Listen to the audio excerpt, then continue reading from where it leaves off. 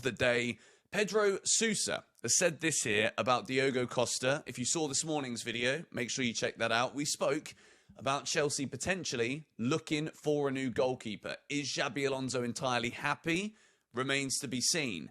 Diogo Costa is someone who is very attached to the city and to the club and doesn't have much of an adventurous spirit.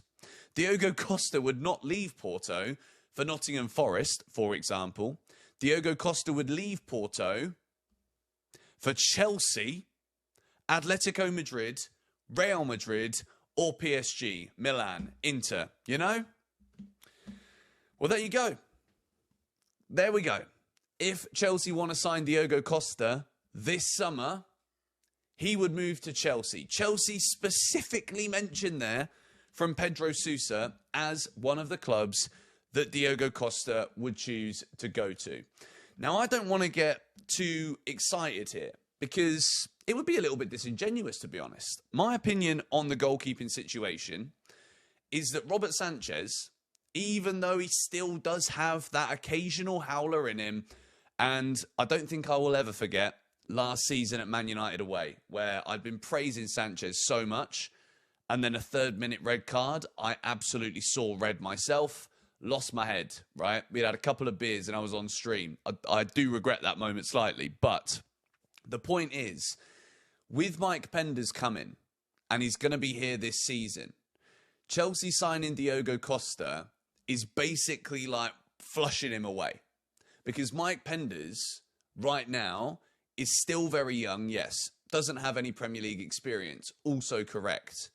But he knows, psychologically, that Robert Sanchez is only ever a couple of weeks of having a capitulation away from getting his shot at Chelsea. If Xabi Alonso doesn't want Mike Penders to be the starter, then fair enough. Like I've said countless times, Xabi Alonso as the manager, he's done enough already for me to believe that we should allow him to make the decisions and move forward with it. And if he wants a new goalkeeper, then if Chelsea can back him with that, with someone like Diogo Costa, then we absolutely need to endorse it. We need to try and give this man what he wants. That leads back to what we said at the start of this video. There's a window of opportunity here. And when you give someone like Xabi Alonso control of this football club, you look at Aston Villa. Unai Emery is a manager. He's been there for a few years. And look at how consistently good they've been. I feel sorry for Villa because financially, they've got their hands tied a little bit. So they have to do what they have to do.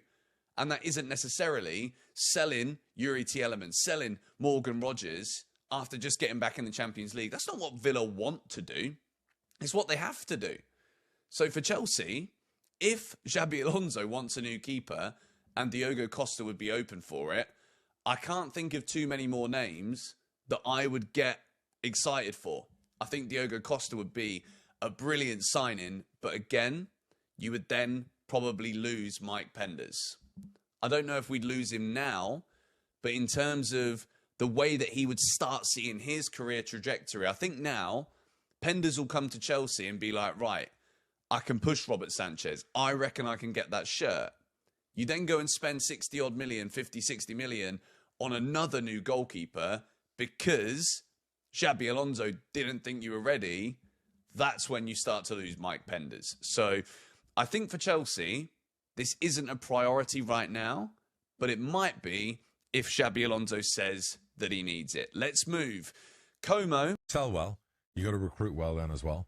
And unfortunately, in the modern day now, transfers are just an everyday occurrence. So, you know, I still have, another 4 signings to make in the next, 2 weeks. So every club's going to be the same. Top level, lower level. What about this one? Because we've been talking about too much, too young. Chelsea, in a pre-agreement to sign a 15-year-old America from the MLS, promising youth international Benji Flowers from FC Dallas. Love Dallas, by the way. What do you make of that? A pre-agreement for a 15-year-old? Fantastic. But they got a top academy. Why couldn't they do 2.6 million euros. That would have paid. Yeah. Wow. I don't. And actually, the fee could go up to as much as $10 million. Well, he's obviously very talented. And America now is obviously, now they are creating some talented young players. Porto's dressing room has a problem, and it isn't tactical. It's a goalkeeper who has quietly decided his next chapter isn't written in blue and white stripes, it's written at Stamford Bridge. Welcome back. Today we're pulling apart one of the most talked about stories bubbling under the surface of this window, Diogo Costa, and the growing sense that he sees his future in West London. Let's set the scene properly, because context matters here more than the headline. Costa has been Porto's number one for years now. Champions League nights, European scrutiny, a reputation built on shot stopping that's turned heads well beyond Portugal. He's not some breakout name discovered last season. This is a goalkeeper who has been on Europe's radar for a long time, and the radar keeps getting louder. But here's the thing about staying somewhere too long when the world is watching: eventually, patience runs thin. Sources close to the player's camp are indicating that Costa feels he's reached the ceiling of what Porto can offer him. Domestic dominance is one thing. Testing himself at the very top level of the Premier League, week in, week out. That's the itch nobody at Porto can fully scratch. And that's exactly where this story starts to shift from transfer gossip into something with real substance. So why Chelsea specifically? A few threads worth pulling here. First, Chelsea's goalkeeping situation has been anything but settled. Whether it's rotation questions, form dips, or simple long-term planning, the club's recruitment department has reportedly had a specialist goalkeeper shortlist for months. Costa's name isn't a late addition to that list. Insiders suggest he's been near the top of it since last year. Second, the financial framework.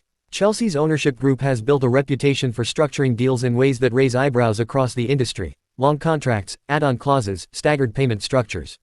A move for Costa would likely follow that same blueprint, which actually works in Chelsea's favor when negotiating with a selling club like Porto that's historically driven hard bargains. Third, and maybe most interesting, the player's own ambition. This isn't a case of a club chasing a reluctant target. Reports out of Portugal suggest Costa himself has communicated, through intermediaries, that a move to the Premier League, and to Chelsea in particular, is the path he wants for the next stage of his career. When the player wants it, the buying club has structure for it, and the selling club is bracing for the inevitable. That's when rumors start turning into groundwork. Now, don't mistake any of this for Porto rolling over.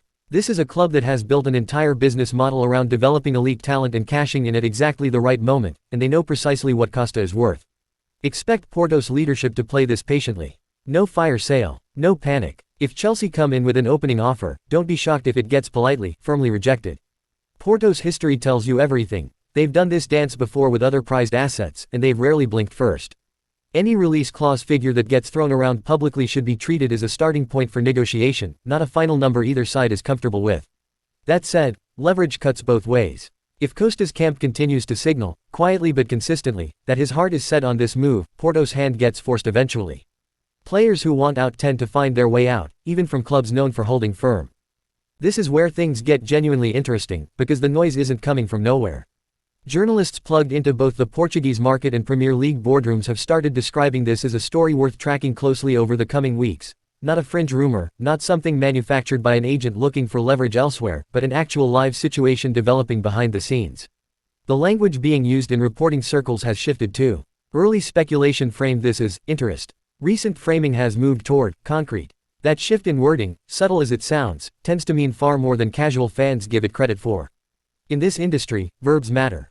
Monitoring becomes exploring. Exploring becomes in talks. And once you hit in talks, you're usually a lot closer to a deal than the outside world realizes.